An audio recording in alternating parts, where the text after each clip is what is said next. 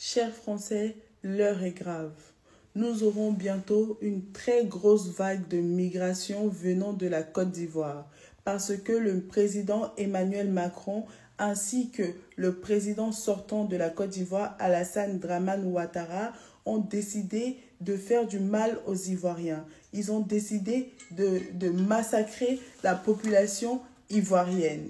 L'actuel président de la Côte d'Ivoire se nomme Alassane Dramane Ouattara, qui est venu au pouvoir suite à une rébellion armée qui a tué des milliers d'Ivoiriens. Les chiffres officiels parlent de 3 000 personnes, mais nous savons qu'il y a eu plus de 60 000 personnes qui ont été tuées après cette rébellion.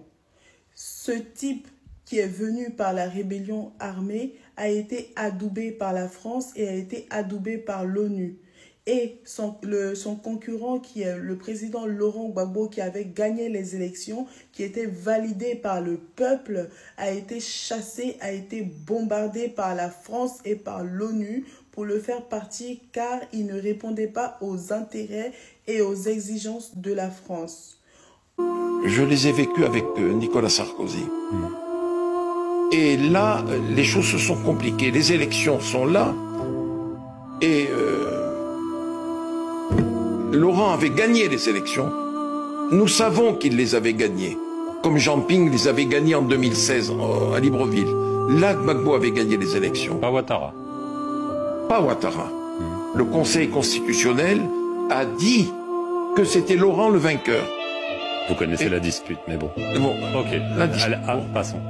Et le président Sarkozy me fait venir à l'Élysée et il me dit, va falloir que tu appelles ton ami Gbagbo et que tu lui dises d'accepter de partir. Il aura un statut d'ancien chef d'État, 30 millions CFA, voiture, escorte, et s'il veut, comme il est professeur d'histoire, on lui trouvera une chaire et pourra se déplacer à travers le monde. Je lui dis, il n'y a pas de problème.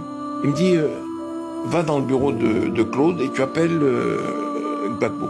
J'ai appelé Laurent. L'aide de camp, le colonel, me l'a passé. Laurent Gbagbo me dit, alors Bob, comment va? Je dis, Laurent, ça fait des années qu'on se connaît.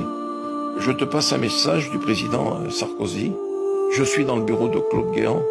Il te demande ceci, ceci, cela. Ce que je viens de dire. Il m'a dit, tu diras à ton ami Sarkozy que je serai son Mugabe. Bob, je t'ai assez entendu. Et il a raccroché. Et je suis allé dire à Sarkozy, il me dit, alors comment ça s'est passé? Je lui dis, bon, voilà comment ça s'est passé. J'en suis malheureux. Il a bondi de son fauteuil. Il dit, puisque c'est ça, je vais le vitrifier. Vitrifier. Vitrifier. Je lui dis, Nicolas, s'il te plaît, le Conseil constitutionnel a déclaré qu'il avait été élu. Il a dit, je vais le vitrifier, j'ai un mandat, et je vais le faire. Et le lendemain ou le surlendemain, Laurent était tombé, conduit comme nous l'avons vu et su, à La Haye. Faut débarquer, fouiller les véhicules. C'est les forces pro-Gbagbo qui ont tout abandonné sur place lors de l'arrivée de l'ONU et de la force Licorne. Dans les voitures, des munitions par centaines, et ce n'est pas fini. Juste à côté. Moi je dirais plus de 500 caisses de munitions à peu près. Belle prise. Belle prise. Obus de mortier, grenades, fusils d'assaut, l'armée française vient d'investir une cache d'armes des troupes de Laurent Gbagbo, de quoi armer un demi-millier d'hommes pendant plusieurs mois. Avertis de la découverte, les hommes d'Alassane Ouattara repartent avec plusieurs véhicules ennemis. Les armes, elles, seront confiées à l'ONU. Aujourd'hui, le président Laurent Gbagbo, qui a été bombardé et accusé de crimes contre l'humanité, est allé à la Cour pénale internationale et a été blanchi et est sorti totalement libre de toutes les accusations. Maintenant, le président qui avait gagné les élections décide de se présenter aujourd'hui en 2025 pour comment dirais-je, se présenter à la nouvelle élection 2025 et il est empêché par le président Alassane Ouattara qui a déjà fait 15 ans de pouvoir et par le président Emmanuel Macron et par l'ONU également parce qu'ils n'agissent pas. Les États-Unis sortent l'artillerie lourde pour épauler leurs alliés ivoiriens. 12 véhicules blindés de transport de troupes flambant neufs ont été officiellement remis aux forces armées de Côte d'Ivoire. Ces blindés de type Puma, M36, MK6, 275 sont taillés pour le terrain, résistants aux mines, capables d'embarquer 10 soldats et de filer jusqu'à 100 km/h. Ces véhicules blindés de transport de troupes sont un élément essentiel de l'investissement américain pour renforcer la défense du pays, pour la sécurité, la paix, la prospérité. La Côte d'Ivoire est un partenaire fiable et nous avons un partenariat extraordinaire. Vous verrez que bientôt, nous aurons en France une très grosse vague de migration des Ivoiriens. Et en Libye, les Libyens noirs sont persécutés, enfermés dans des cages et traités comme des chiens. En Libye, aujourd'hui, des milices font la loi et tuent effectivement des populations civiles sans que ça n'émeuve aucune des belles âmes qui ont applaudi à l'intervention en Libye. Donc il fallait rien nous faire, avons mis Kadhafi au pouvoir, monsieur, nous avons mis au pouvoir des djihadistes dont le premier acte a été de mettre en place la charia. L'intervention en Libye a eu pour conséquence la déstabilisation massive du Mali, qui aujourd'hui, pour les 2/3, est sous les ordres également des djihadistes et d'Al-Qaïda. Mais beau succès! Mais quelle merveilleuse intervention internationale avons-nous fait là? Et je crois que nous ne sommes pas prêts de terminer de payer cette faute qui est imputable non seulement, monsieur, à Nicolas Sarkozy, mais également à tous les mouvements politiques qui étaient pour cette intervention en Libye. Alors vous voulez... Sachez déjà que le plus gros peuple demandeur d'asile, ce sont les Ivoiriens. Alors qu'ils nous font croire que la Côte d'Ivoire est un pays qui est émergent, un pays riche, un pays développé. Tous les migrants que vous voyez, la majeure partie sont des Ivoiriens qui viennent demander l'asile en France parce que en Côte d'Ivoire, ils vivent l'enfer. Tous les terres des Ivoiriens sont vendues aux multinationales.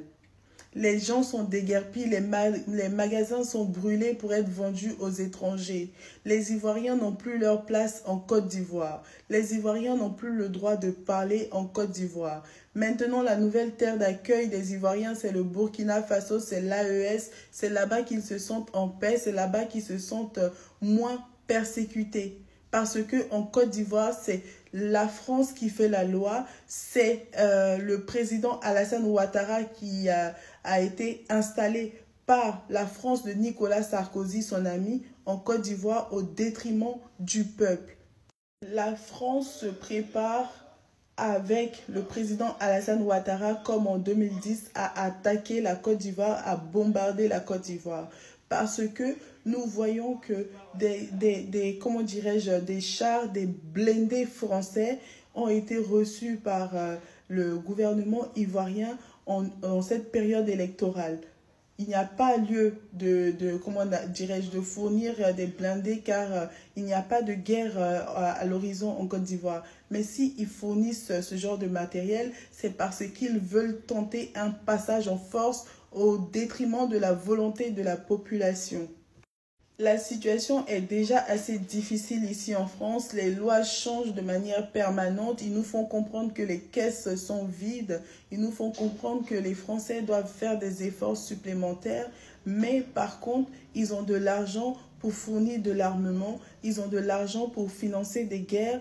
Ils ont de l'argent, en fait, pour accueillir la vague de migration. Et tout ça va nous être imputé. Nous qui travaillons, nous qui cotisons, tout cela va nous être imputé d'ici 2026 si rien n'est fait. Est-ce que vous pouvez nous citer encore d'autres présidents africains justement qui maintiennent le système France-africain? Alassane Ouattara. Attendez. Laissez le socialiste nous dire. Vous voyez, après la maîtresse va me mettre une mauvaise note. Non, laissez le socialiste nous dire. J'ai copié sur vous. Alassane Ouattara en 1. Ok. Déby en 2. D'accord. Sassou en 3.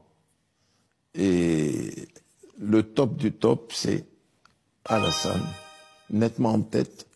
Et ensuite, il y a les deux autres. D'accord. Monsieur Ouattara doit répondre des crimes qui ont été incontestablement commis par son armée. Vous pensez qu'il doit être poursuivi? Oui, je pense qu'il doit être poursuivi. Oui, bien sûr.